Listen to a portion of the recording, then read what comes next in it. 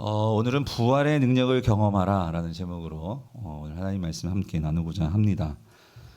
오늘 설교는 지난 네팔 단기 선교 때 제가 벅더풀 교회에 가서 설교한 내용인데요. 제가 그 네팔 현지 교회 벅더풀 교회에 가서 이 부활의 능력에 대한 설교를 하고 싶은 그런 마음을 하나님께서 이렇게 주시더라고요. 왜 그러냐면 먼저는 그 네팔 땅에서 참 힘겹게, 왜냐 그러면 참 이 힌두 문화 속에서 우리와는 너무나 다른 그런 이 신앙을 지킨다는 게 참 우리처럼 그렇게 쉽지 않죠. 어려운 그들을 위로하고 또 이 가보시면 알겠지만 참 환경이 열악하죠. 먼지도 많고 뭐 삶의 어떤 수준도 우리하고는 너무나 이 차이가 나는 그런 삶 속에서도 살아가는 성도들에게 이게 소망을 주고 싶더라고요. 소망을. 그래서 그리스도 안에서 우리가 갖게 되는 이 소망. 그렇다면 우리가 갖는 이 소망의 원천은 과연 어디서부터 나오는 것일까? 라고 생각할 때 성도님들, 기독교인들의 소망의 원천은 무엇일까요? 여러분, 어디서 나오는 것일까요? 그건 부활입니다. 부활. 이 부활 소망. 그래서 이 부활의 이 소망, 부활의 능력, 그것을 좀 같이 나누고 왔는데요. 오늘 이 시간 저와 여러분들도 이 부활의 소망에 대한 이 내용을 좀 같이 나누었으면 좋겠습니다. 그래서 사도 바울이 특별히 그가 사역을 하면서 그의 말년에 어떤 면에서는 참 힘들었죠. 마지막에 감옥에 갇혀서 사형 선고를 받고 언제 죽을지 모르는 그런 마지막이 사도 바울의 인생의 말년이었거든요. 그러니까 그렇게 생각해 보면 참 사도 바울의 인생이 세상적으로 생각해 보면 참 말년이 그게 뭐냐. 좀 이렇게 쉬고 좀 누리고 그러면 좋을 것 같은데 마지막이 그렇게 주님을 위해서 살았는데 감옥이고 사형수고 언제 죽을지 모르는 이러한 불안한 삶. 그런데 그런 삶 속에서도 사도 바울이 소망을 잃지 않고 살아갈 수 있는 그 원천, 원동력, 도대체 그게 뭐냐는 거죠. 그랬을 때 빌립보서에서 사도 바울이 이거를 하나님께 구합니다. 그게 뭘까? 빌립보서 3장 10절 11절 우리 같이 한번 읽어볼게요. 시작. 내가 그리스도와 그 부활의 권능과 그 고난의 참여함을 알고자 하여 그의 죽으심을 본받아 어떻게 해서든지 죽은 자 가운데서 부활에 이르려 하더니에요. 아멘. 그래서 여기 10절과 11절에 보면 이 부활이라는 단어가 10절, 11절에 나오잖아요. 그래서 사도 바울이 그러니까 그토록 바라고 그가 이루려고 했던 게 뭐냐? 부활이라는 거예요.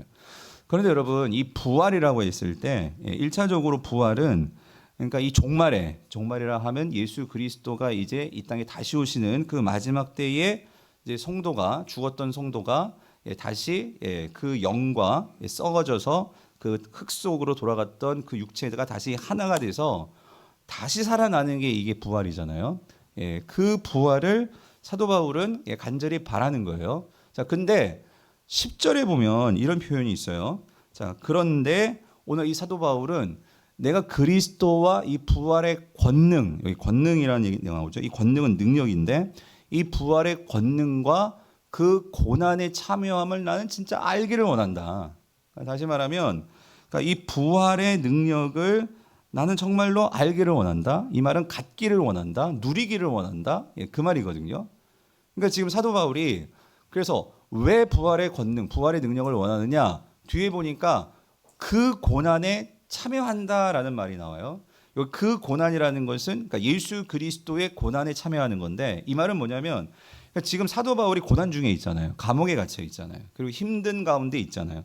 그랬을 때에 그러니까 내가 이 고난을 참여한다. 여러분 사실 고난에 참여하고 싶은 분 계세요?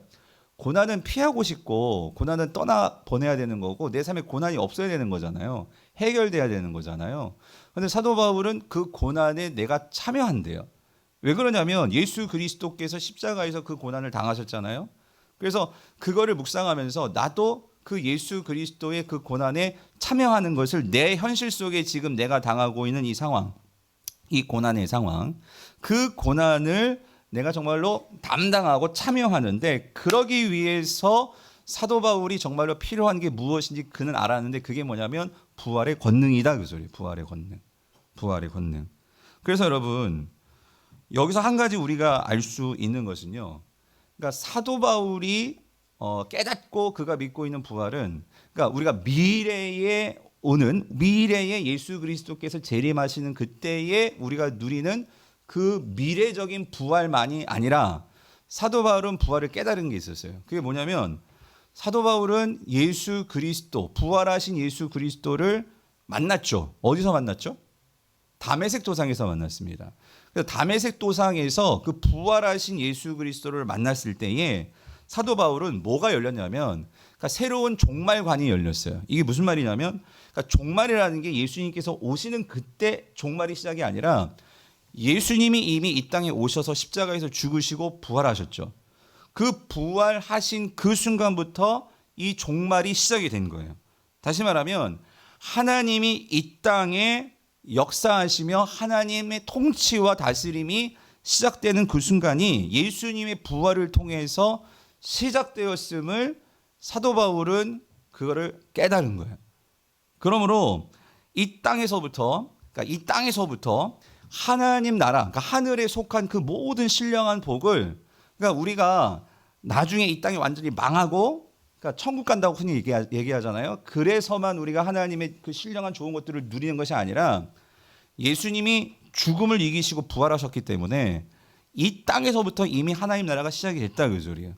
하나님 나라가 시작이 되어서 우리가 이 땅에서부터 그 하나님 나라의 신령한 것들을 누릴 수 있는 그 영원한 하나님 나라가 시작이 되었고 지금 우리는 그 완성을 기다리면서 지금 나아가는 과정 속에 있다 그 소리예요. 그래서 이 부활이라는 것이 물론 우리는 아직 완전히 육체가 부활되지는 않아요. 우리가 죽으면 우리의 육체는 흙으로 돌아가요. 하지만 사도 바울이 분명히 깨달은 건 뭐냐면 그 육체의 부활은 주님의 재림을 통해서 그때 이루어지지만 이 땅에서부터 우리는 영이 부활한다는 것을 분명히 사도 바울은 깨달았습니다. 내가 예수 그리스도를 믿음으로 그 주님과 함께하는 삶이 시작이 될 때 우리는 이전과는 완전히 다른 나, 새로운 나로 내가 영의 부활을 통해서 이 땅 가운데서 새롭게 태어나고 새롭게 살아간다는 이 사실을 이 사도 바울은 분명히 믿고 확신할 수 있게 되었다는 거예요. 그래서 여기서 말하는 부활의 권능이라는 것은 그러니까 그 미래에 우리에게 주어질 그 부활을 의미하는 것이 아니라 현재에서 예수 그리스도의 통치와 예수 그리스도의 능력의 삶을 내가 살아간다라는 그 의미라는 거예요. 성도님들, 다시 말씀드립니다. 부활의 1차적인 의미는 엄연히 미래적인 사건이에요. 하지만 오늘 성경 안에서 사도 바울이 그가 힘들고 어려울 때마다 소망의 원천으로 삼는 이 부활은 현재에 내가 누리고 내가 경험하는 그 능력의 원천이 이 부활에서부터 나온다 그 소리입니다. 그러므로 성도가요, 이 부활의 권능의 실체를 우리가 정말로 제대로 깨달아야지만 여러분이 살면서 낙심되고 절망스럽고 또 고통스럽고 힘든 순간들이 우리에게 찾아옵니다. 그런데 성도는 그것을 능히 이길 수 있는 권능이 있다 그 소리예요. 그래서 그 권능을 우리가 정말로 누리고 가지려면 여러분들이 뭘 제대로 이해를 해야 되냐면 부활을 이해해야 된다 그죠. 부활을.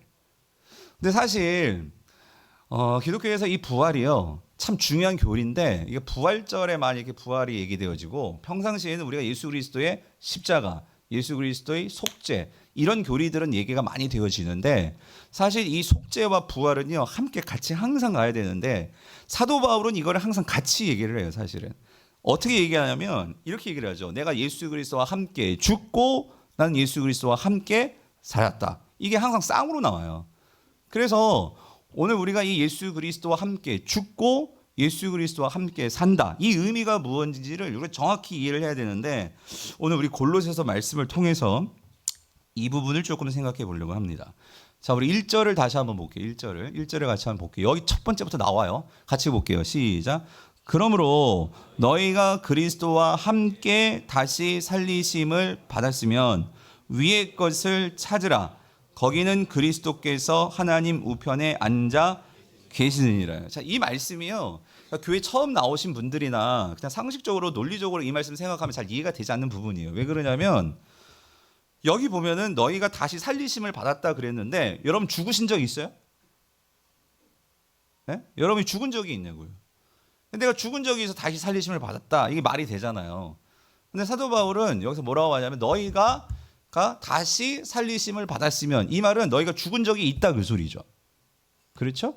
예. 사도 바울은 이렇게 표현을 합니다. 그래서 여기서 너희가 다시 살리심을 받았다라고 할 때 중요한 키워드가 있어요. 그게 뭐냐면 그리스도와 함께라는 표현이에요, 여러분.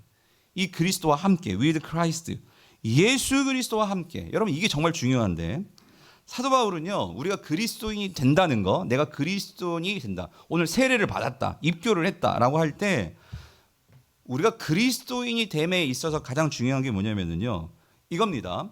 오늘 세례를 받으셨어요. 비록 여러분들은 어렸을 때 여러분이 모를 때 유아 세례를 받았어요. 근데 오늘 여러분의 입술로 고백을 했어요. 난 예수님을 믿습니다. 근데 예수님을 믿습니다라고 고백할 때 여러분 우리에게는요 놀라운 일이 벌어집니다. 그게 뭔지 아십니까? 그것은 내가 예수 그리스도와 연합이 된다는 거예요. 예. 뭐가 된다고요?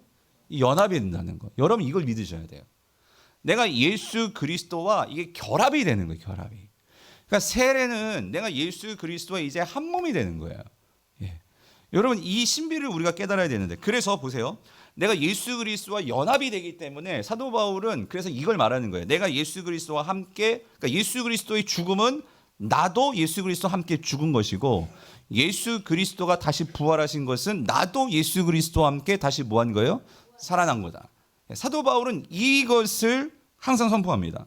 그래서 여러분 성경에 나오는 여러 가지 교리들이 있는데 그중에서 우리가 분명히 기억하고 잊지 말아야 할 중요한 몇몇 가지가 있는데, 특별히 신약에서 중요한 것은 이거예요. 내가 예수 그리스도와 함께 죽고 난 예수 그리스도와 함께 살았다. 이거를 우리가 제대로 이해해야지만 우리가 부활의 권능을 오늘 나의 삶의 현장에서 그걸 누리며 살 수 있다 그 소리입니다. 즉 예수 그리스도의 부활이 나의 부활이 되기 위해서 나의 실제 현재 삶 속에서 권능이 되려면 내가 예수와 함께 죽고 내가 예수와 함께 살았다라는 이것이 제대로 이해해야 된다 그 소리예요. 그래서 여러분 사도 바울은 내가 예수 그리스도를 믿음으로, 자 우리가 이전에 십자가에서 자 내가 예수님과 함께 내가 십자가에서 죽었고 내가 예수 그리스도를 믿음으로 예수 그리스도가 부활할 때 나는 다시 살아났다고 그는 선포하죠. 그랬을 때 예수 그리스도와 함께 죽은, 십자가에서 죽은 나는 어떤 나죠? 예수 믿기 이전의 나입니다. 그 나는 죽은 거예요. 그런데 내가 예수 그리스도를 믿음으로 예수 그리스도와 함께 예수가 부활하실 때 나는 다시 살아나죠. 그럴 때 나는요 완전히 새로운 나입니다. 여러분이 이 사실을 믿어야 돼요. 이게 무슨 말이냐면 지금 여러분들은요 예수 믿기 이전의 나와 지금 예수 믿은 후의 나는 완전히 다른 나입니다. 믿으십니까? 이게 고린도후서 5장 17절이 그걸 말하는 거잖아요. 여러 번 말씀드렸죠. 여기 그런즉 누구든지 그리스도 안에 있으면, 여기서 이 그리스도 안에 있다 이 말은 그리스도와 내가 하나가 되었다. 즉 그리스도와 함께 죽었고 그리스도와 함께 다시 살아났다.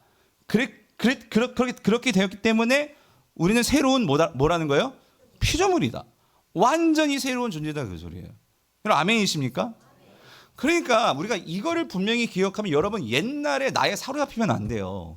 옛날에 여러분의 그런 상처, 후회, 원한 이런 것들에 사로잡히면 안 돼요. 근데 사단은요 이거를 잊어버리게 만들고 이 사실을 까먹게 만들고 이 사실을 이해하지 못하게 만들고, 그러니까 예전에 나가 똑같은 나로 그렇게 이해하게 만든단 말이에요.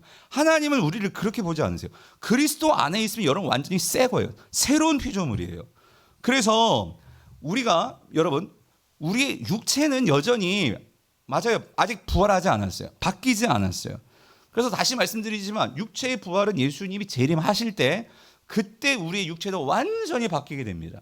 그래서 우리가 비록 지금 내가 육체에 고통이 있고 병이 있고 할지라도 성도는요 우리가 그렇게 바뀌게 될 우리의 육체까지도 완전히 새롭게 될 그날이 올 것을 믿고 그 소망으로 우리는 병도 이기고 우리의 어떤 약함도 이기고 그렇게 살아가는 거예요.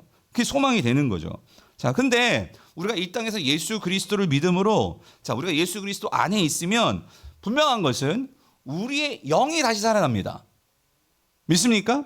우리의 영이 다시 살아나서 우리가 새로운 영적인 존재가 되는 거예요. 그게 새로운 피조물이다, 그 소리예요. 그래서 이거를 영적 부활이라고 말하죠. 영적 부활.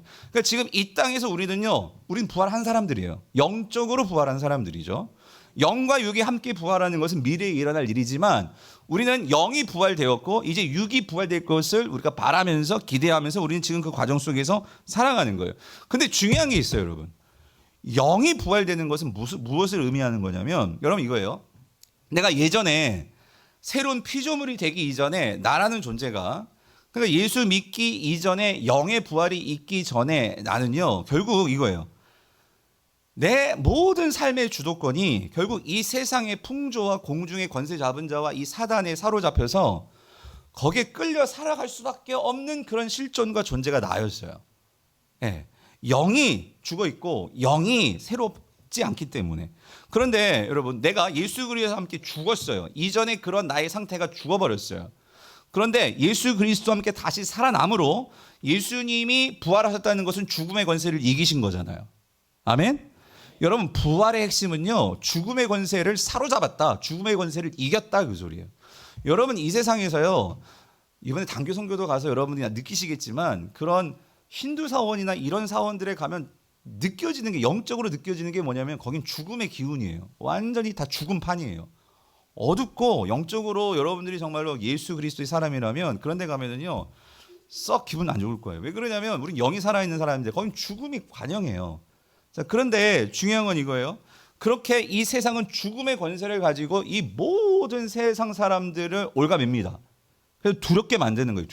두렵게 만들어서 죽을지 모르기 때문에 우리가 더 돈을 막 가지려고 하는 거고 권력도 가지려고 하는 거고, 왜냐하면 내가 살아야 되니까. 그런데 여러분, 세상은요, 그런 죽음의 공포, 죽음의 이 권세를 가지고 세상을 지배했어요. 그런데 그 죽음을 완전히 깨뜨리고 이기신 사건이 뭐냐면 예수 그리스도의 뭡니까? 부활이란 말이에요, 부활. 그런데 그 예수 그리스도의 부활이 우리에게 어떻게 됐어요? 내가 예수 그리스도를 믿으면 예수 그리스도와 함께 죽고 예수 그리스도와 함께 살았다. 이 말은 내가 예수 그리스도와 연합이 되었다, 그 소리. 예수님의 부활이 내 부활이고 예수님의 죽으심이 나의 죽으심이란 말이에요. 그렇기 때문에 오늘 내가 예수 그리스도를 믿음으로 내가 영적으로 다시 부활해서 주님과 하나 된 나에게는 여러분 뭐가 주어지냐면요, 그 예수의 부활이 나의 부활이기 때문에 내 안에 그 부활의 권능이 있는 거예요. 아멘이십니까? 이게 놀라운 거예요. 예수님의 권능이 내 안에 있다, 그 소리입니다. 그래서 여러분, 이번에도 우리 청년들도 가서 그런 우리가 그 힌두 사원에서 막 피해 제사를 드리는 금요일 설교를 한번 들어보세요. 그럼 덕친칼리라는 곳에 갔었는데, 우리가 내 안에 부활의 권능이 있다는 사실을 잊어버리면 성도들도 그런 데 가잖아요. 어떤 영적인 어떤 생각, 두렵습니다. 왠지 두렵고, 왠지 거기서 내가 뭐 잘못하면 꼭 저주받을 것 같이 뭐 이런 생각이 드는. 여러분, 성도는요, 그럴 수가 없어요. 우리 안에 부활의 권능이 있기 때문에. 여러분, 사단은요, 우리에게 이런 두려움을 줘서, 그러니까 내 안에 그런 부활의 권능이 있는데 그거를 인식하지 못하게 만들고 생각하지 못할 때 우리는요, 두려움에 빠진다, 그 소리예요. 두려움에. 그런데 여러분, 여러분이 예수님을 믿을 때 우리에게는요, 이 생명력인 부활의 권능이 있어요. 우린 그거를 누리는 자들이 돼야 된다, 그 소리입니다. 그래서 여러분 보세요. 그리스도인들이 된다는 거. 여러분 있잖아요, 우리 청소년부, 내가 예수님 믿는다는 게 이게 그냥 교회나 왔다 갔다 교회 다니고 뭐 기도 조금 할 줄 알고 뭐 예배 드리고 그 정도 해서 그리스도인이 된다, 이렇게 생각하면 착각이야. 여러분, 우리가 그리스도인이 된다는 것은요, 영적으로 보면요, 이건 엄청난 일입니다. 그 모든 어둠의 권세와 사단의 권세를 내가 제압할 수 있는 그 부활의 권능이 내 안에 있다, 그 소리. 내 안에. 아멘이십니까? 우리 존재가 그런 존재라는 거예요. 하나님이 하나님의 백성들을 그런 존재로 세상에 보내시는 거예요. 그런데 그런 존재가 막 우상들 앞에서 절을 하고 있고 세상 것들에 정말로 끌려다니면서 그렇게 살고 있고, 그것이 없어서 막 그냥 막 비굴하게 막 두려워하고 열등감에 빠지고, 그것이 안 돼서 막 망할 것 같고, 이게 하나님이 보시기엔 너무나 안타깝다 그 소리죠. 말이 안 된다 그 소리죠. 예수 그리스도의 권능과 예수 그리스도의 은혜가 우리 안에 이미 다 있는데, 자, 그래서 여러분, 우리가 눈에 보이지 않지만 여러분, 내가 예수 그리스도를 믿고 그리스도인이 되는 순간 우리에게는요 엄청난 초자연적인 역사 안에 우리가 들어가는 거고, 그리고 그 은혜를 누릴 수 있는 특권이 우리에게 주어진다 그 소리입니다. 그래서 예수 그리스도와 함께 죽고 예수 그리스도와 함께 살고, 이 의미는 그러니까 내가 예수 그리스도와 하나가 되는 거예요. 그러니까 내가 예수 그리스도와 하나가 되었기 때문에 여러분, 우리가 하나님께 나아갈 수 있는 겁니다. 예수 그리스도와 우리가 하나가 안 되면은요 여러분, 그 어떤 이름도 구원을 받을 수 없고 예수 그리스도 이름만이 구원을 얻을 수가 있어요. 그리고 오직 길이요 진리요 생명이요 아버지께 이룰 수 있는 길은 오직 예수 그리스도를 통해서만이에요. 그러므로 우리가 예수 그리스도와 하나가 돼야지만 우리가 하나님께로 나아갈 수 있는 것이고, 예수 그리스도와 하나가 돼야지만 우리는 그 하늘의 신령한 축복들을 누릴 수 있다 그 소리입니다. 그러니까 오늘 여러분들 신령한 축복을 누릴 수 있는 특권을 얻은 거야. 입교하고 세례하고. 하준아, 대단한 거지, 그지? 엄청난 거지, 동규야, 그지? 엄청난 거란 말이에요. 예? 그래서 자, 여러분, 제가 예를 한번 들어볼게요. 그러니까 여러분, 그러니까 만약에 이 처리가 부러졌어요. 이걸 연결하려면 어떻게 해야 돼요? 붙이려면 그냥 붙여져요? 본드로 붙여져요? 죽었다 깨어 본드로 안 붙여져요. 이거 뭐 해야 돼요? 용접해야 돼요. 용접, 그죠? 용접. 그 용접을 하려면은요, 이 용접이, 그러니까 이걸 철을 녹여가지고 엄청난 열과 엄청난 빛과, 그래서 보통 용접할 때는요 이 마스크를 엄청난 빛이, 이 눈이 멀 정도로 엄청난 그 빛이 세기 때문에 이렇게, 그죠? 고글 같은 거 쓰고 하잖아요, 그죠? 그러니까 여러분 보세요. 우리가 예수 그리스도와 내가 하나가 되는 게 예수 그리스도와 함께 죽고 예수 그리스도와 함께 살고거든요. 그런데 그렇게 내가 예수 그리스도와 함께 죽고 함께 살고, 이 말은 내가 하나가 되었다 그 소리입니다.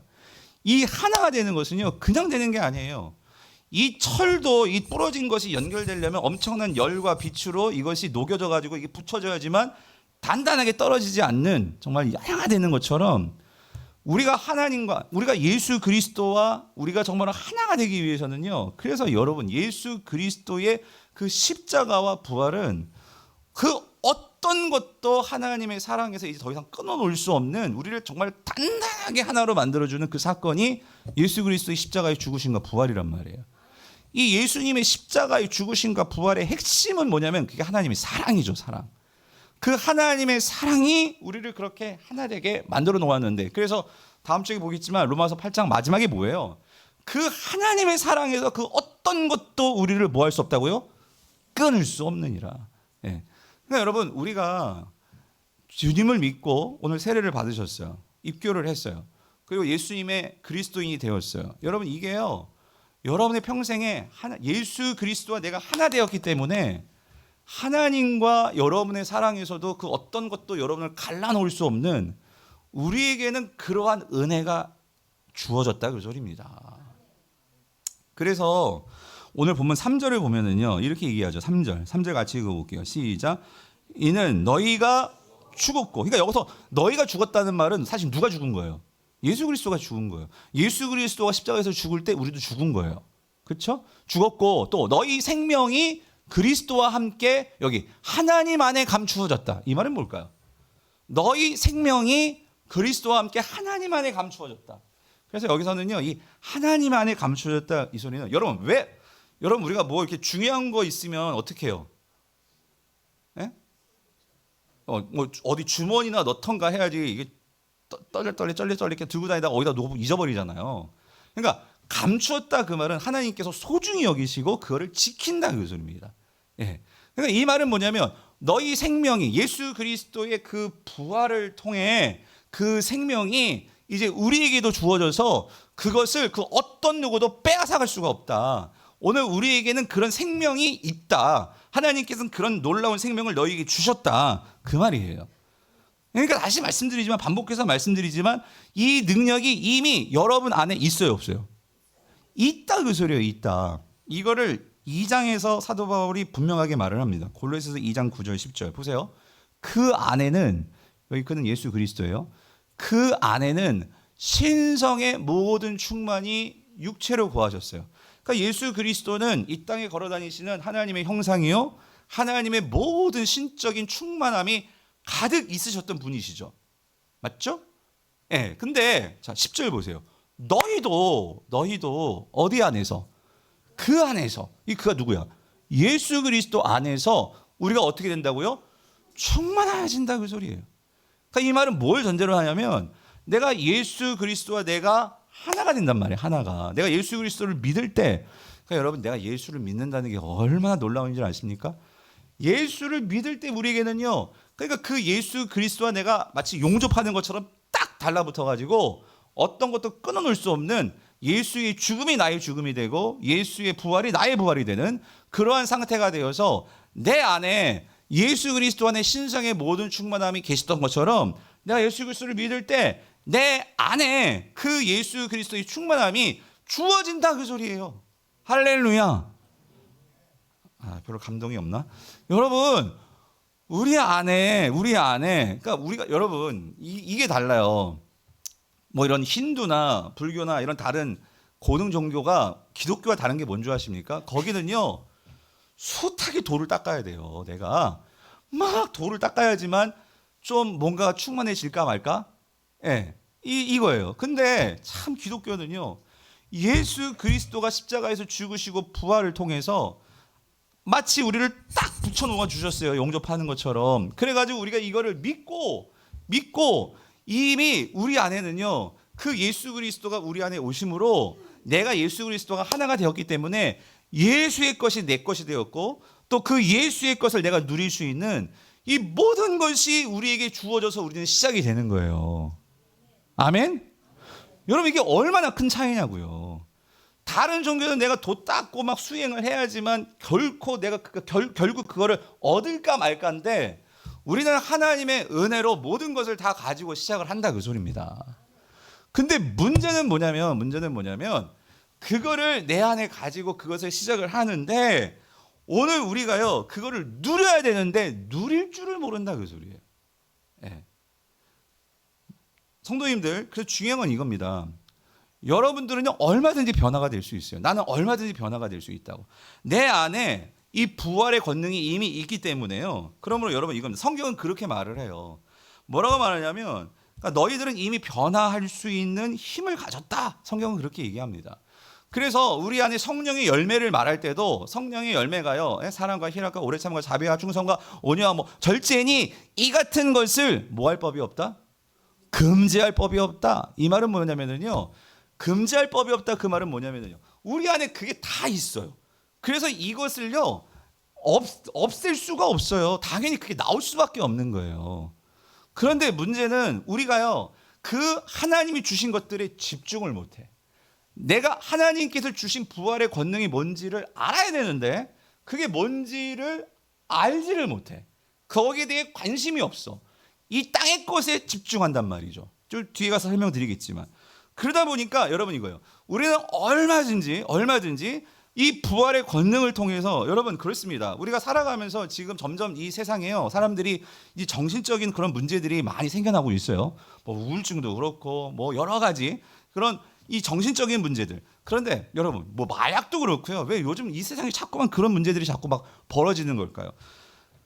우리 성도들 안에도, 그러니까 여러분 아이들도 여러분 속에 어떤 그런 정신적인 우울이나 공황이나 뭐 여러 가지 그런 어려움이 있을 수 있어요. 있는데 여러분 근본적으로 우리가 그러한 약들의 도움도 받고 우리가 정신과적인 치료도 받고 해야 돼요. 해야 되는데 그런데 근본적으로 여러분 오늘 우리 안에 성도는 예수 그리스도께서 모든 죽음의 권세를 이기신 부활의 권능이 내 안에 있다는 것을 먼저 분명히 인식하셔야 됩니다.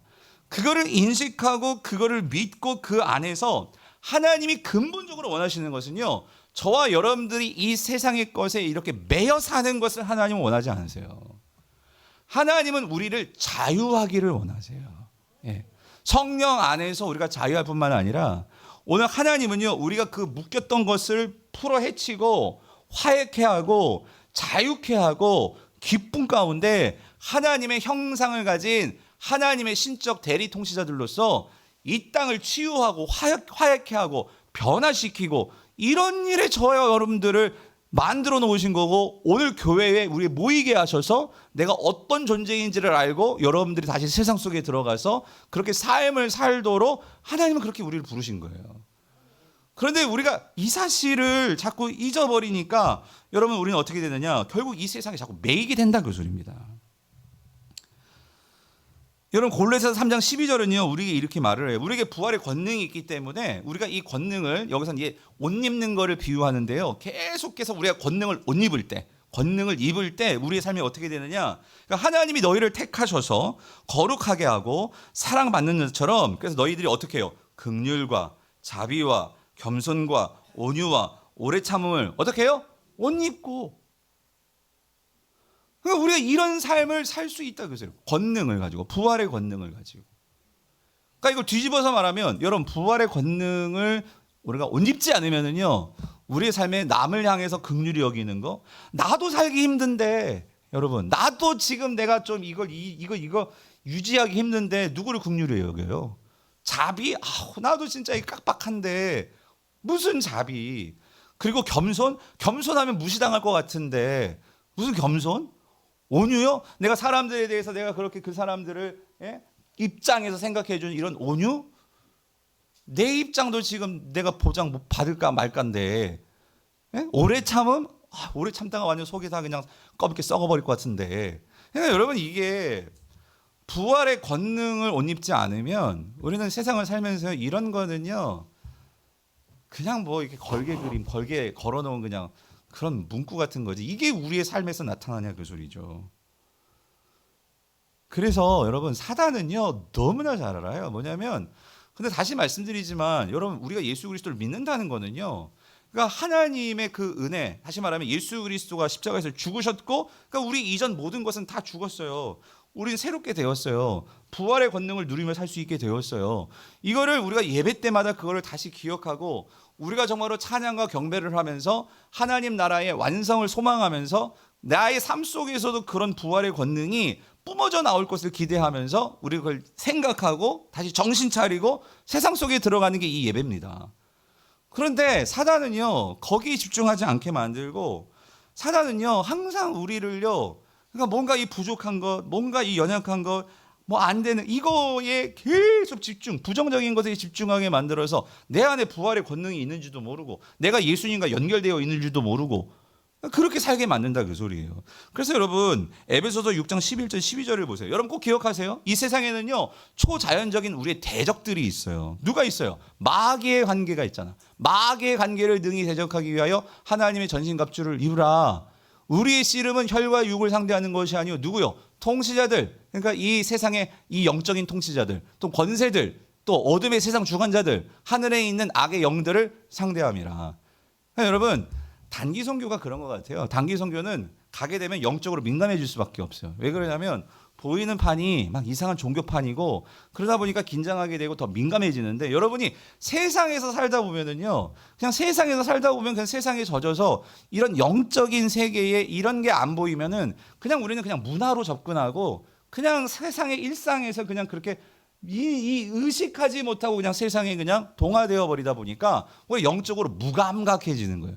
근데 여러분, 알게 모르게 우리의 삶 속에서요, 이 마귀와 사단이, 성경은 분명히 얘기해요, 관계를 가지고 여러분들을 유혹하고 여러분들을 넘어뜨리려고 5만 가지 수를 쓰면서 성도들을 하나님께로부터 붙어있는 존재인데 하나님께로부터 어떻게든지 떼어놓으려고, 어떻게든지 하나님에 대해서 생각을 빼앗아가려고. 여러분, 그게 사단이에요. 사단. 근데 이게 여러분 창세기 때부터 사단이 그러고 있었던 거예요. 사단. 창세기 4장 7절을 보면, 여러분 보세요. 가인이 아벨을 죽였죠. 죽이고 나서 하나님께서 하시는 말씀이 이 말씀이었어요.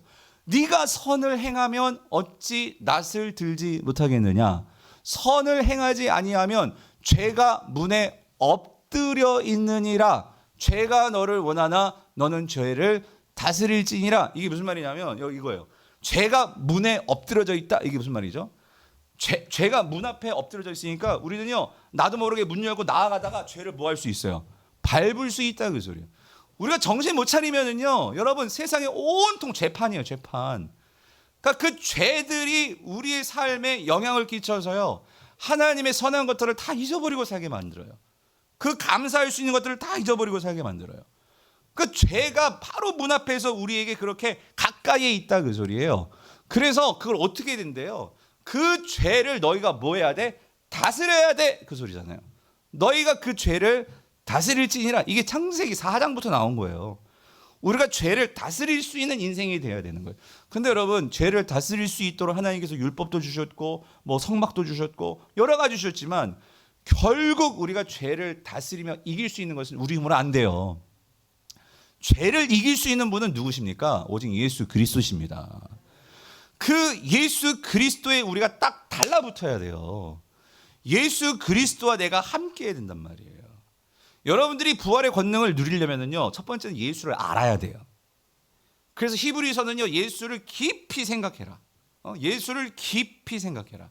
여러분, 우리가 부활의 권능을 누리려면요, 예수를 알아야 돼요. 예수가 어떤 분이신지, 그 예수가 우리에게 무엇을 주셨는지에 대한 분명한 인식과 분명한 깨달음이 있어야 돼요. 그것이 있을 때 여러분, 우리의 삶에 얼마나 큰 자유와 기쁨이 있는지를 누리게 된다 그 소리입니다. 제가 금요일에도 설교했지만 여러분, 아직까지도 그 덕진칼리 이런 곳에서는요, 아직까지도 자기 죄를 해결하기 위해서요, 양 잡고 소 잡고 닭 잡고 해요. 피를 다 흘리면서까지 그 엄청난 그 비린내며 그 냄새며, 그러니까 지금도 그런 사람들이 있어요. 모르기 때문에. 우리는 그렇지 않잖아요. 우리는 너무나 익숙해졌어. 우리가 지금 예수님 앞에 나와서 우리가 주님을 의지하며 예배를 드리는데, 만약에 우리 오늘 여러분들, 우리 입교 세례하신 분들, 여러분들이 세례를 받으려면 소 한 마리씩 잡아야 됩니다. 예, 그래가지고 와가지고 소 한번 잡으십시오. 그랬으면 와, 여러분 얼마나 끔찍합니까? 내 죄라는 것이 그토록 이게 내 힘으로 이게 해결되지 않는 문제이기 때문에, 그러니까 죄에 대해서는 반드시 죽음이라는 것이, 어느 나라를 가도 죄에 대한 싹스는 결국 죽음이더라고. 그러니까 이러한 문화 속에서 우리가 그렇게 살 뻔했는데, 여러분, 우리가요, 예수 그리스도께서 그 십자가에서 그 단번에 제사를 통해 가지고 이 모든 피 비린내 나는 제사를 다 없애주셨고, 그리고 그 죽음으로서 끝나는 예배가 아니라 예수 그리스도가 그 죽음에서 자신을 제물 삼고 끝난 게 아니라 거기서 살아나심으로, 여러분, 우리 예배가 얼마나 밝고 얼마나 기쁘고 얼마나 소망으로 나아갈 수 있는 예배냔 말이죠.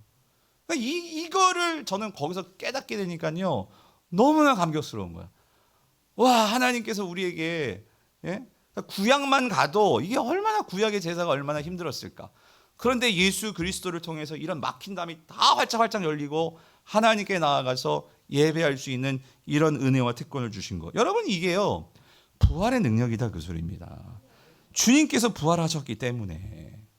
그래서 오늘 결론이라고 말씀드릴 수 있는 것은 뭐냐면요, 오늘 사도 바울은 그렇기 때문에 우리가 예수 그리스도와 함께 죽었고 예수 그리스도와 함께 살았기 때문에, 그럼 우리가 어떻게 신앙생활을 해야 되느냐? 똑바로 신앙생활 하십시오, 그렇게 말하지 않아요. 더 기도 열심히 하십시오, 그렇게 얘기하지 않아요. 사도 바울은 뭐라고 얘기하냐면 딱 잘라서 이 말이에요. 예수 그리스도께 집중하십시오예요. 예, 이 말이 뭐냐면 위의 것을 생각하라예요. 여러분, 오늘 본문 1절과 2절을 다시 한번 볼게요. 우리 1절 2절 같이 한번 읽어볼게요. 시작. 그러므로 너희가 그리스도와 함께 다시 살리심을 받았으면 위의 것을 찾으라. 거기는 그리스도께서 하나님 우편에 앉아 계시느니라. 위의 것을 생각하고 땅의 것을 생각하지 말라요. 자, 여기서요, 그러니까 내가 그리스도와 함께 다시 살리심을 받았어요. 그러니까 나에게 부활의 권능이 있어요. 여러분에게 지금 부활의 권능이 다 있단 말이에요. 그럼 부활의 그 권능이 잘 작동을 하려면 이게 그냥 작동하는 게 아니에요. 뭘 해야 되냐면, 이 부활의 이 권능이 작동이 되려면 여러분들이 뭐 해야 되느냐? 위의 것을 찾아야 된대요. 위의 것을 생각해야 된대요. 그럴 때 내 안에 있는 부활의 이 권능이 작동해서 여러분의 삶 속에서 그 어둠과 그런 불안함과 두려움과 이런 모든 것들을 떨쳐버릴 수 있는 능력이 된다 그 소리입니다. 그럼 질문, 위의 것이 뭐냐는 거예요. 위의 것. 위의 것이 뭘까요? 여기서 그래서 바울이 이거를 뒤에 단서를 이렇게 붙여놨어요. 1절 뒷부분 보면 거기는 그랬죠. 거기는, 그러니까 이게 뭔가 장소적인 개념인 것 같죠. 거기는, 자, 그리스도께서 하나님 우편에 앉아 계시느니라요. 아, 그러니까 지금 여기서 중요한 초점이 나왔어요. 위의 것에 있어서 중요한 핵심은 누구냐? 그리스도다 그 소리. 그리스도. 예. 그 그리스도가 여기 하나님 우편에 계신 곳이 위의 것입니다. 그럼 여기서 이 하나님 우편에 있다, 그러니까 하나님 보좌, 하나님 우편 보좌에 앉아 계시다는 의미거든요. 그러면 성경에서요, 예수 그리스도가 보좌에 앉아 계시다, 그 의미는 뭐냐면요, 다스리신다, 통치하신다, 그 소리예요. 그러니까 여러분 이겁니다. 결론적으로 우리가 위의 것을 찾으라, 그 소리는 예수 그리스도의 다스리심과 통치하심을 찾고 그것을 생각해야 된다, 그 소리입니다. 이 부활의 권능이 작동되려면은요, 여러분 우리의 모든 삶의 초점이 예수 그리스도께 맞춰야 된다, 그 소리예요. 예수 그리스도께 집중해서 나의 모든 삶의 시작과 끝이 예수가 돼야 된다, 그 소리예요.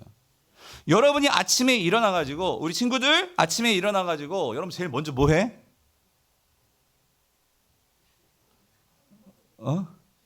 뭐해? 내일 한번 잘 봐봐. 제일 먼저 우리 장년들은 뭐 하십니까? 여러분 뭐 하세요? 네? 할렐루야. 그러니까 우리의 모든 시작이 모르겠어요. 스마트폰부터 보십니까? 아니면 뭘 찾으십니까? 그러니까 여러분, 그러니까 아침에 제일 급한 것부터 찾겠죠. 화장실을 찾던가, 우리의 모든 삶의 근본적인 성도의 이 사이클과 모든 것들이 어디에 맞춰져야 되냐면, 사도 바울은 그걸 말하는 거예요. 우리의 초점이 예수 그리스도께 맞춰져야 된다. 그러니까 내가 오늘 하루를 살아갈 때 눈을 뜨자마자 일어나면서부터 예수님께 초점을 맞추고, 오늘 예수님과 우리가 함께 어떤 삶을 살아갈지를 기대하고, 그리고 예수님과 함께 살고 죽는 나니까 오늘 그 주님과 함께 내가 어떻게 공부할 거고, 어떻게 장사할 거고, 내가 어떻게 영업할 거고, 그러니까 예수 그리스도와 함께 내가 어떻게 살지를 머릿속에 생각하고 일어나셔야 된다, 그 소리입니다. 그리고 여러분들이 직접 이제 밥 먹고 학교 갈 때도 오늘 예수 그리스도와 함께 내가 어떤 삶을 살까, 어떻게 살아야 될까, 여러분 그게 위의 것을 찾으라, 그 소리예요. 위의 것을 찾으라, 위의 것을 생각해라, 그 소리예요. 여러분 우리는 이미 하나님 나라가 저와 여러분들에게 주어졌습니다. 하나님 나라는요, 우리가 막 찾아가지고 얻는 게 아니라 이미 우리 거예요. 그런데 여기서 말하는 위의 것을 찾으라, 위의 것을 생각하라, 그 말은, 그러니까 우리의 모든 삶의 가치관과 생각이 그 하나님의 통치, 예수 그리스도의 통치, 예수 그리스도의 다스림 안에서, 여러분이 요리를 하든 공부를 하든 운동을 하든 뭘 하든 우리가 그 예수 그리스도와 함께 하는 거예요. 그거를 항상 생각하고 찾아야 된다, 그 소리예요. 그래서 여러분 여기서요, 사도 바울이 이렇게 말하는 거는요, 그냥 뚝 나온 게 아니라요, 예수님이 마태복음 6장 33절에서 제자들에게 산상수훈에서 이런 말씀을 하셨어요. 너희들은 먼저 그의 나라와 그의 의를 구하라. 그리하면 이 모든 것을 너희에게 뭐예요? 더하시리라. 여기서 이 모든 것은 뭐냐면 땅의 것이에요. 땅의 것. 그러니까 땅의 것을 먼저 생각하는 게 아니라, 너희들은 먼저, 근데 여러분 여기 너희가 누구예요? 너희는 제자들이란 말이에요. 성도들이요, 성도들. 그러니까 너희는 먼저 그의 나라와 그의 의를 구하라. 그래서 여러분 그의 나라가 뭐예요? 여러 번 말씀드렸죠. 나라라는 것은 하나님의 뭐예요? 통치, 하나님의 다스림. 그러니까 여러분 이겁니다. 돈이 하나님의 다스림 속에서 쓰여지는 거하고요, 하나님의 다스림이 없이 나의 욕심과 나의 욕구와 나의 만족을 위해서 쓰는 돈은요, 똑같은 돈이지만 그것이 사용되는 내용과 방법과 형식이 달라집니다. 맞죠? 내가 똑같이 공부를 해도 내가 정말 하나님의 다스림 속에서 하는 공부와 하나님의 다스림이 없이 그냥 세상적으로 아이들처럼 내가 잘 먹고 잘 살고 좋은 대학 들어가고 이런 공부와 다른 거예요. 내가 나의 결혼 생활도 사랑하는 남편과 사랑하는 아내가 정말 사랑을 하는데, 하나님의 다스림 안에서 사랑을 할 때, 하나님의 다스림 안에서 부부 생활을 할 때, 때로는 문제도 있고 어려움도 있고 막 갈라서고 싶고 막 그냥 그럴 때도 있잖아요. 그런데 하나님의 다스림 안에 있을 때는 분명히 우리가 왜 이 가정을 이루어야 하는지에 대한 사명과 이유와 그 분명한 목적이 나올 때는, 여러분 위기가 와도 그거를 넘어갈 수 있는 하나님의 도우심이 있습니다. 근데 하나님의 다스림이 없으면 그냥 나 잘났다 너 잘났다 그냥 찍고 말지, 이렇게 되는 거란 말이죠. 사랑하는 성도님들, 오늘 우리 삶에서 여러분 위의 것을 생각해라. 하나님의 나라와 그의 의를 먼저 구해라. 성경은요 우리에게 분명한 것을 우리에게 말씀해 주세요. 우리의 삶이 어떤 삶으로 나가야 될지. 그런데 우리가 이런 말을 들어도 우리는 세상으로 나가면 뭘 먼저 생각해요? 땅의 것을 먼저 생각하더라, 그 소리입니다. 요번에 단기 선교를 가면서 참 거기서 참 좋은 사람들 참 많이 만났는데, 사진 한번 보여주시면은요, 이 학교가 이제 여러분들이 후원해 주시는 그 카트만두의 이 프라람바라는 스쿨 학교의 아이들이에요. 근데 여기 맨 위쪽에 좀 멋있게 생긴 네팔 분이신데 선글라스 쓰고, 이 비노드 씨라는, 비노드의 이름이, 이 분이 계시는데, 이분이 이 학교 이사장이에요. 근데 이 사람 참 멋진 사람이더라고요. 이 사람은 그러니까 어느 정도 많이 열려 있어요. 크리스찬. 그러니까 이 기독교에 대해서 많이 열려 있고, 그리고 곧 교회도 나갈 수 있는데, 이분이 거기서 기독교 교회를 나가지 못하는 이유가 있어요. 왜 그러냐면 아내가 극성 힌두야. 그리고 아버지 부모님도 완전 힌두야. 그러다 보니까 교회를 나가려고 했는데 아내가 도장 찍자는 거, 이혼하겠다는 거. 그러니까 그 정도로 하니까 이 가정을 깰 수는 없잖아요. 그래서 기다리고 있다는 거죠. 근데 이분은 확 열려 있어요. 근데 그 이유가, 이분이 뭐 몇 년 전인지 모르겠는데 아무튼 한 4년인가 5년인가를 한국에 나와서 일을 하면서 돈을 많이 벌으셨어요. 근데 한국에서 나와서 돈을 벌 때에 그때 너무 좋은 사장님들을 만난 거야. 좋은 사장님들. 그리고 한국 분들. 그러니까 한국 좋은 사장님들과, 그리고 그때 이분이 처음으로 거기서 교회를 다니셨던 거예요. 교회를. 그래서 교회에 이렇게 도움을 얻으셔가지고 너무 교회 다니는 사람들이 좋다. 그걸 알았기 때문에 지금 우리가 후원하고 있는 김갈래 선교사님과 좋은 동역을 하면서 여러 가지로 도움을 주시고 그런 분이신데, 이분이 참 생각이 괜찮은 게 뭐냐면요, 이분이 돈을 그렇게 엄청 벌고 지금도 여기서 여러 가지 사업들을 하세요. 돈도 많이 벌었어요. 근데 이분이 그 번 모든 돈을 족족 어디다 투자하느냐? 학교에다 다 쏟아붓는 거예요. 학교에. 근데 만났는데 그런 얘기를 하더라고. 목사님, 코로나 너무나 힘들었대요. 코로나 때 학교를 세웠는데, 이게 뭐 코로나니까 얼마나 이제 그렇잖아요. 그런데 그때요, 무슨 생각을 했냐면, 그러니까 만약에 그 돈을, 여러분, 돈을 불리는 방법은요, 학교를 해서 돈을 버는 거 아니고 어디다 쏟아야 돈이 들어올까요? 주식이에요? 그러니까 부동산 아니겠습니까? 그 얘기를 하죠. 내가 만약에 이걸 부동산에 만약에 다 쏟아 부었다면 엄청난 돈을 벌었을 텐데, 자기가 그렇게 하지 않고 학교에다 자기 다 쏟아 부었다는 거예요. 왜 그러냐면 이거예요. 자기가 네팔을 보면서, 그러니까 한국을 바라볼 때 너무나 이렇게 사람들이 잘 살고 또 이렇게 번성하고, 그런데 네팔 사람들은 이게 뭔가 바뀌지를 않더라, 그 소리예요. 그래가지고 그러기 위해서는 결국 사람을 바꿔야 되는데, 그래서 그 뭘 해야 될까? 학교다. 그래서 여기 유치원 애들부터 고등학교까지 이 애들이 있는데, 사립학교인데 정말 이 학교가 있는 지역은 그렇게 잘 사는 지역은 아니에요. 그런데도 어쨌든 아이들을 너무나 잘 가르치는 거예요. 제가 뭘 말씀드리고 싶으냐면요, 그러니까 다른 사람들은 이런 사고를 안 하고, 그리고 네팔 지금 문제는 뭐냐면 젊은이들이 다 외국으로 나간다. 젊은이들이 다 외국 돈 벌러. 왜냐하면 네팔에서 할 일이 없으니까.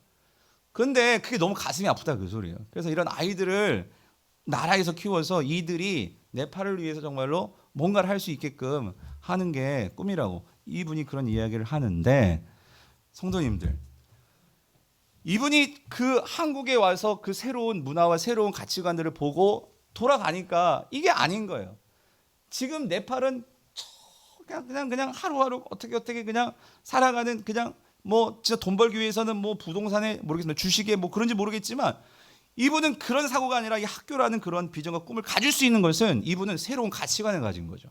그죠? 새로운 삶의 가치와 목적이 있으니까 그 삶을 선택해서 그 꿈을 가지고 살아가는 거예요. 성도는 위의 것을 생각하는 사람들이다, 그 소리입니다.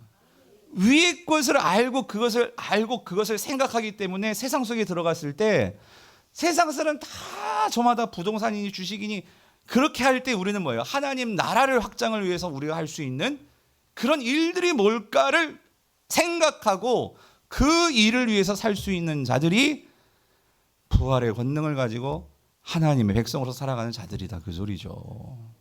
말씀을 맺겠습니다. 사랑하는 성도님들, 우리는 하나님의 도움이 필요합니다. 우리는 예수 그리스도의 부활의 능력이 필요해요. 우리의 힘으로는요, 이 세상의 이 무지막지한 이 유혹과 이 공격들을 이겨낼 수가 없어요. 그래서 우리는 예배 때마다 하나님의 이 부활의 능력을 사모하면서 주 예수 그리스도를 알기 위해서 우리가 말씀으로, 기도로 함께 나아가는 거죠. 바라기는 우리 모든 성도님들이 위의 것을 찾으며 하나님이 주시는 그 놀라운 부활의 권능으로 여러분의 삶 속에서 큰 열매를 맺으며 살아가게 되시는 우리 모든 성도님 될 수 있기를 주님의 이름으로 축원드립니다.